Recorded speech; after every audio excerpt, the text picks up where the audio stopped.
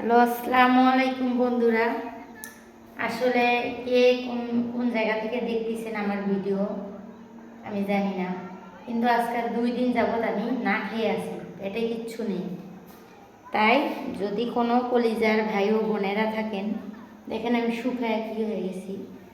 যদি কোনো কলিজার ভাই ও বোনেরা থাকেন যে স্টার গ্যাস বাসায় রেখেছেন, তাহলে দয়া করে আমাকে 1 বোতল গ্যাস দিবেন। দেখে আমার দুটা গ্যাসের বোতল, কিন্তু একটা তো গ্যাস নাই। ঠিক আছে, এই যে একটা, এটা হচ্ছে ফ্রেশ গ্যাস নাই, এটাও খালি। এই যে আর একটা আছে হচ্ছে যমুনা গ্যাস, এটাও খালি।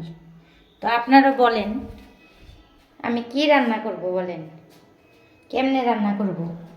আর এমন অবস্থায় আমরা যে ফ্ল্যাটে থাকি, এখানে কোনো লাকড়ির চুলা রান্না করা যায় না, লাকড়ির চুলার কোনো ইয়া নাই।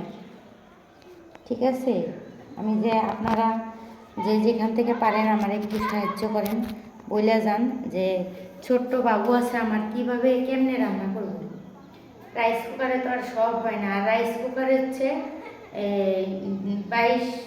2000 এবং 2200 ওয়াটের রাইস কুকার।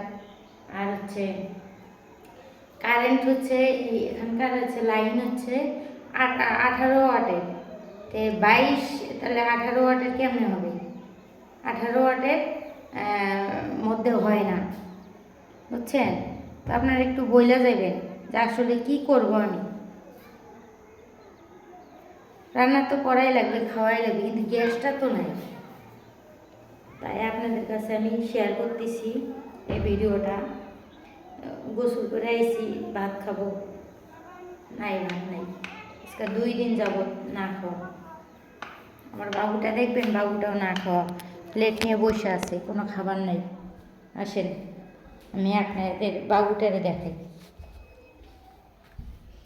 এই যে আমার বাবুটা প্লেট নিয়ে বসে আছে, খাবার নেই। বারবার বলতেছে যে মা আমি ভাত খাবো, ভাত খাবো, কিন্তু ভাত নেই।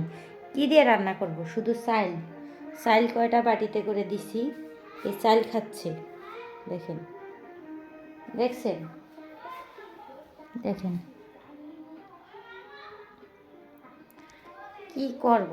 এই আমরা না খেয়ে তো আর থাকতে পারি, কিন্তু বাচ্চারা তো আর না খেয়ে থাকতে পারে না। তাই আপনারা যে যেখান থেকে দেখতেছেন এই ভিডিওটা, অবশ্যই বেশি বেশি করে শেয়ার করবেন। আর বলে দিবেন যে সরকারকে যে গ্যাসের দামটা যেন একবারে কমায় দেয়। দেশে এই গ্যাসের দাম দিয়েও তো মনে হয় গ্যাস মিলছে না। হোটেলে যা কয়বার খাওয়া যায় আপনারাই বলুন।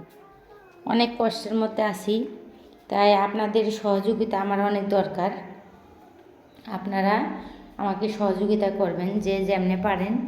আর যদি কখনো প্রয়োজন হয় যে এই বোনটার ইয়া করবেন, সরাসরি কথা বলবেন, তো আমার এই নাম্বারে ফোন দিবেন। ফোন দিয়ে আমার সাথে সরাসরি কথা বলতে পারেন। ঠিক আছে, আল্লাহ হাফেজ, ভালো থাকবেন।